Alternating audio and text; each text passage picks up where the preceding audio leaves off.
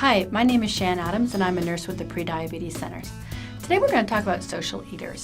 Social eaters are people for whom eating is an expression of love and friendship. And most eating events take place with family, co-workers, friends, and it's super important to social eaters that they have people around and that food is used as part of that overall experience. One of the difficult parts about that, though, is that social eaters are often highly influenced by what those other people want to eat. So you would tend to eat everything that group of people that you're with. So if your family is eating unhealthy food, then you're likely to eat unhealthy food also, same with friends, co-workers, etc. You don't want to offend anybody by refusing food, and you certainly don't want to present food to your family and friends that you don't think they're going to like. In overcoming that challenge, the first thing that you have to do is give yourself permission to take care of yourself. Okay, it's very important you can be healthy and have the love and friendship that you desire. So to do that, there's a couple techniques that we want to talk about. First of all, for most people, you only eat one meal a day with other people, like your family or friends and so forth. So, and that meal is usually dinner. So we'll just put dinner aside for a moment and talk about breakfast, lunch, and snack. One thing about social eaters is that usually this group of people is the most informed about what nutritious foods are. You probably don't need me to tell you what kinds of foods you need to be eating. So knowing that, your challenge is to take a look at what you are eating for breakfast and make sure that you've got nutritious foods for yourself on hand. So you want to have some nutritious cereals at home, whole grain breads, and perhaps some egg white patties or maybe some substitute sausage patties, things like that that you can use to make yourself a nutritious breakfast. Make sure you're buying yourself plenty of fruits and vegetables that you can eat on the go. Same thing for lunch. Wherever you are for lunch, make sure that you've packed yourself a lunch that you're going to enjoy and that has all the nutrition that you need.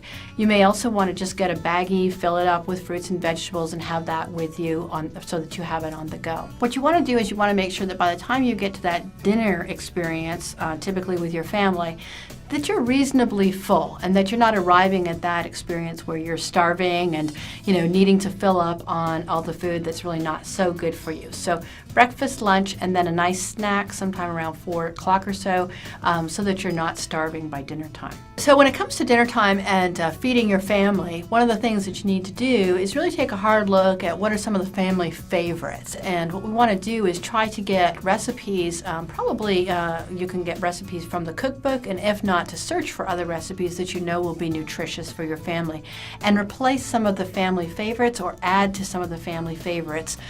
So for example, if your family really loves lasagna, then try the lasagna that we have in the cookbook. If that one doesn't work, you may want to make some alterations to it to try to make it in a way that you know that your family is going to love. Same thing with meatloaf and chicken dinners and so forth. Try those recipes on your family. If you can discover 5 new recipes that they like, then you work that into the overall family repertoire of dinners, and that cuts out a few of the less healthy things that you need to do. Sometimes you are faced with that challenge, though, that your family's got some kind of unhealthy things that they really love, macaroni and cheese or what have you, that you really can't alter or change or get away from. So one strategy in that situation is to go ahead and have some of that, decrease your portion of it. So again, with the macaroni and cheese example, maybe you want to have just a couple of spoonfuls of that.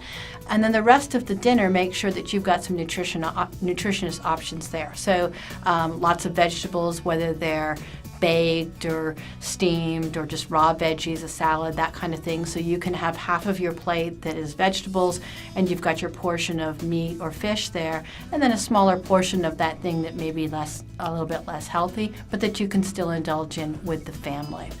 So it's just about changing your portions or proportions at the family meal so that you're not getting quite as much of the unhealthy stuff and a little bit more of the healthy.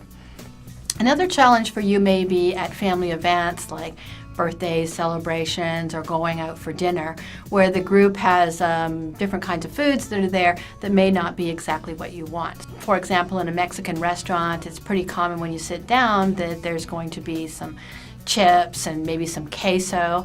That's not very healthy for you, but it may be what everybody else is eating. If you can, order also for the table some corn tortilla chips, that's a whole grain, and some salsa, and you can get red, green, really any kind of salsa, and that's the kind of appetizer that you can have so that you can participate, and no doubt somebody else will be picking that up and eating that as well. So search for those ways in restaurants that you can bring some whole grains, some vegetables and things like that to the table for people to share, as well as unhealthy options that may also being brought to the table. You also want to do that when you go to family celebrations, dinners, parties, that kind of thing, is search through all the recipes and find appetizers or side dishes and those kinds of things that you can bring that you know will be huge crowd pleasers. People will love them, they look beautiful, and it will help you because it gives you something that you can indulge in as well, and maybe have a little bit less of the other things that are not quite as healthy for you. So just to recap, your challenge here is to find recipes that you know that people around you will love. Search for things that are very tasty, very beautiful, kind of showstopper type things that are very nutritious for you. Bring those, work those into your family repertoire. And then meantime, make sure that your other meals of the day, your breakfast, lunch, and snack, are very nutritious so that you don't arrive at those other kinds of events, the more social events, being too hungry.